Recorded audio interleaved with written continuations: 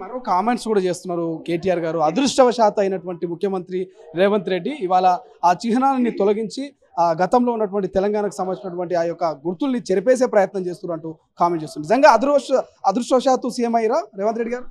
కేటీఆర్ గారు ఒకసారి ఆయన చరిత్ర చూసుకోవాలి. అసలు ఆయనకు రాజకీయమే తెలియదు. తండ్రి పేరు చెప్పుకొని ఆయన ఎమ్మెల్యే అయిండు. ఉద్యమ చరిత్ర చెప్పుకొని వేలాది మంది పిల్లలు అమరులైతే తెలంగాణ రాష్ట్రము సోనియా గాంధీ దయ వల్ల ఇస్తే ఆయన మంత్రి అయిండు. ఆయన అదృష్టవశావత్ అయిండు. ఆయన బలిదానాల పునాదుల మీద మంత్రి అయిండు. ఆయన గురించి మాట్లాడుకోవాలి. అదే రేవంత్ రెడ్డి గారు జెడ్పీటీసీ నుండి మొదలు పెడితే ఎమ్మెల్సీ కానీ ఎమ్మెల్యే కానీ ఎంపీ కానీ ఇప్పుడు ముఖ్యమంత్రిగా ఆయన శక్తితోటే అయిండు. ప్రజలు కోరుకుంటే అయిండు. ఆయన సత్తువతోటే అయిండు. దాన్ని అదృష్టవశావత్ అంటారా? 64 మెజారిటీ స్థానాలు వచ్చినాయి. ఇంకా 10-20 స్థానాలలో బొటాబొటిగా చిన్న మైల్డ్ మెజారిటీతో ఓడిపోయినాం. దానికి ప్రజలు తీర్పును కూడా మీరు అదృష్టం అంటే ఇక ఆయన గర్వం ఇంకా పోలే. గర్వం చింత వచ్చినా పులుపు చావలేదంటే దానికి ఉదాహరణ కేటీఆర్ గారు. ఆయన మొత్తము కల్వకుంట్ల ఫ్యామిలీ మొత్తము స్కామ్లలో మొత్తం ఉన్నది. ఇక వాళ్ళను ప్రజలు నమ్మే పరిస్థితిలో లేరు అన్నాక కూడా ఇంకా మేకపోతు గాంభీర్యంతో ఇట్లాంటి చెత్త మాటలు మాట్లాడితే ఇంకా ప్రజలు అసహించుకుంటున్నారు. ఆయన అదృష్టవశావత్ అయిన కేటీఆర్ మంత్రి ఈ మా రేవంత్ రెడ్డి గారు కాదు. ఆయన అంచెలంచెలుగా ఎదిగిండు. అంచెలంచెలుగా జెడ్పీటీసీ నుండి ఒక్కొక్క మెట్టు ఎక్కుకుంటూ పైకి వచ్చిండంటే అది శక్తి సామర్థ్యాలతో అయిందని చెప్పాలి. ఫైనల్గా ఏం చెప్తారు? నిజంగా ఆ రోజు తెలంగాణ ఆవిర్భావ దినోత్సవం రోజు వేదిక మీద నిజంగా ఈ యొక్క చిహ్నం మార్పులు కావచ్చు, తెలంగాణ తల్లికి సంబంధించిన మార్పులు కావచ్చు, ఈ పాట రిలీజ్ ఉండే అవకాశం ఉందా? తక్కువ సమయం ఉన్నది. మీరు చూసారు గతంలో తెలంగాణ తల్లి బొమ్మ ఏ రకంగా ఉందంటే కల్వకుంట్ల కవితమ్మ ప్రతిమలాగా చూసాం కదా మనం.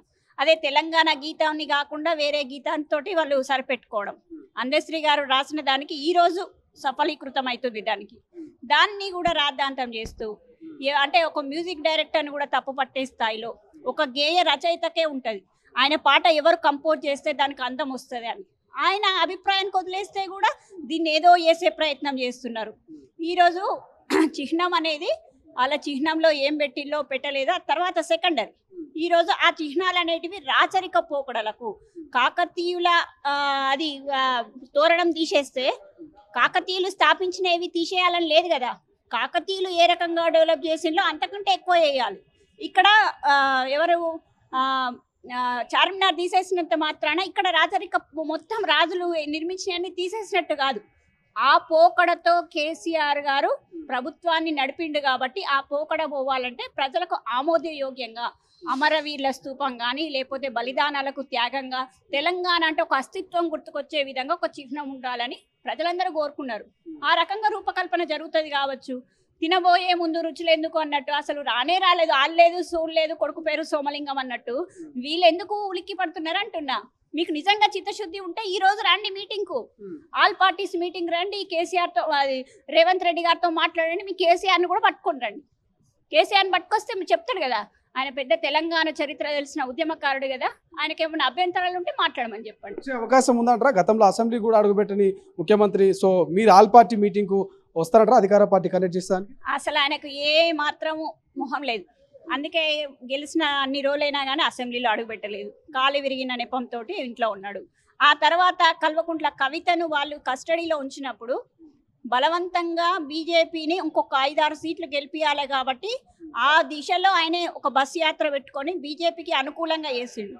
మనం మొన్న ఎమ్మెల్సీ ఎలక్షన్స్ కానీ ఎంపీ ఎలక్షన్స్ కానీ ఏవి తీసినా కానీ ఈరోజు బీజేపీ బీఆర్ఎస్ రెండు ఒకటైపోయినాయి అని ప్రజలందరూ అనుకుంటున్నారు. కాబట్టి బీజేపీకి అనుకూలంగా పనిచేయడానికి నువ్వు ముందుకెళ్ళినోనివి, తెలంగాణ ప్రజల కోసం పనిచేయడానికి నీకు ఒక ప్రధాన ప్రతిపక్ష పాత్ర ఇస్తే నీకు నిజంగా ముఖం ఉండేది ఉంటే అసెంబ్లీలో మాట్లాడేది ఉండే. అసెంబ్లీకి రాలేదు. ఈరోజు తెలంగాణ అస్తిత్వం మారుస్తానని మీరు ఏదైతే గగ్గోలు పెడుతున్నారో దాని మీద మాట్లాడే దమ్ము ధైర్యం ఉంటే ఈరోజు ఆల్ పార్టీస్ మీటింగ్ రండి. అంతే తప్ప రోడ్లెక్కి ఏదో మీకు వస్తున్న కేసులను బుల్డోజ్ చేసే ప్రయత్నంలో దాన్ని డైవర్ట్ చేసే ప్రయత్నంలో ఏ రకంగా పడితే ఆ రకంగా మాట్లాడకండి అని చెప్పి వార్నింగ్ ఇస్తున్నాం. అసలైన తొలి వెలుగు. ఫాలో వాట్సాప్ @తొలి వెలుగు official.